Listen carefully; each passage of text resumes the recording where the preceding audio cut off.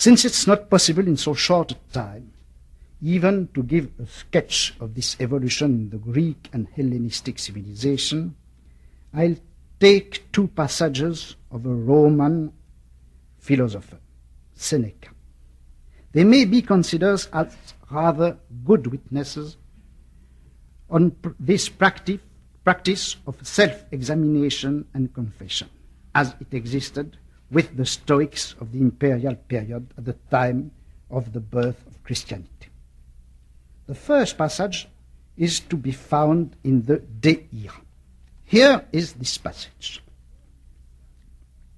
What could be more beautiful, writes Seneca, what could be more beautiful than to conduct an inquest on one's day?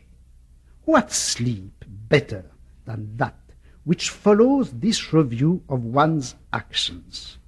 How calm it is, deep and free, when the soul has received its portion of praise and blame, and has submitted itself to its own examination, to its own censure. Secretly, it makes the trial of its own conduct.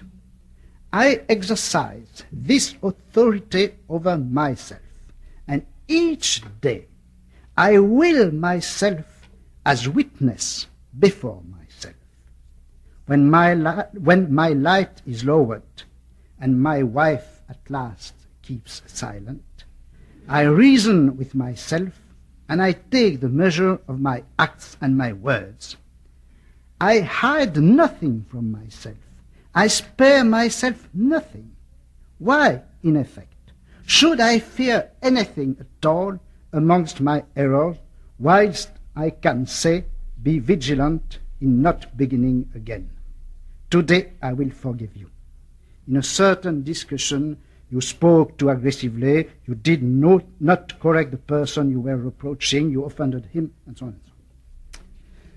There is something paradoxical in seeing the Stoics such as Seneca, but also as Sextius, Epictetus, Marcus Aurelius, according so much importance to the examination of conscience, whilst, according to the term of the Stoic doctrine, all faults, as you know, are equal. It should not therefore be necessary to interrogate themselves in each one of them. But let us have a look at the text a little more closely. First of all, Seneca employs a vocabulary which, at first glance, appears above all judiciary. For instance, he uses words like cognoscere de moribus suis, causa meam dico. All that is typically judicial. It seems, therefore, that the subject is, with regard to himself, both the judge and the accused. In the examination, Seneca, or the subject, divides himself in two and organizes a judicial scene where he plays both roles at once. Seneca is like an accused confessing his crimes to the judge. But if we look more closely, we see that the vocabulary is much more administrative than judiciary. It is the vocabulary of the direction of goods or territory. Seneca says that he is speculator sui, that he inspects himself, that he examines with himself the past day, totum diem mecum scrutor, and that he takes the measure of things said and done. He uses the word remetiri. With regard to himself, he is not a judge who has to punish, but he is rather an administrator who, once the work has been done or the year's business finished, does the accounts, takes stock of things, and sees if everything has been done correctly. Seneca is a permanent administrator of himself rather than a judge of his own past. The examples of the faults committed by Seneca and with which he reproaches himself are very significant. For instance, he has criticized someone, and instead of correcting him, he has hurt him. Or again, he reproaches himself that he has discussed with people who were in any case incapable of understanding him. These faults, as he says himself, are mistakes. Why mistake? Either because he did not have in his mind the aims which the sage should set himself, or because he had not applied in the correct manner the rules of conduct to be deduced from them.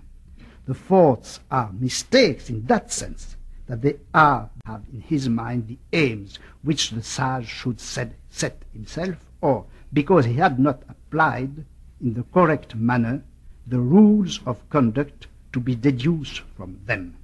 The faults are mistakes in that sense, that they are bad adjustments between aims and means. Significant also is the fact that Seneca does not record those faults in order to punish himself. This memorization has for object a reactivation of fundamental philosophical principles and the readjustment of their application. In the Christian confession, the penitent will be obliged to memorize the laws in order to discover his sins. But in the Stoic exercise, in Seneca's self-examination, the sage has to memorize his acts in order to reactivate the rules. One can therefore characterize this examination in few words. 1. It is not a question of discovering a truth hidden in the subject.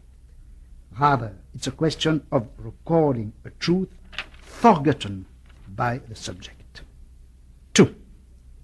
What the subject forgets is not himself, nor his own nature, nor his origin, nor a supernatural affinity. What the subject forgets is what he ought to have done, a collection of rules of conduct that he has learned. 3.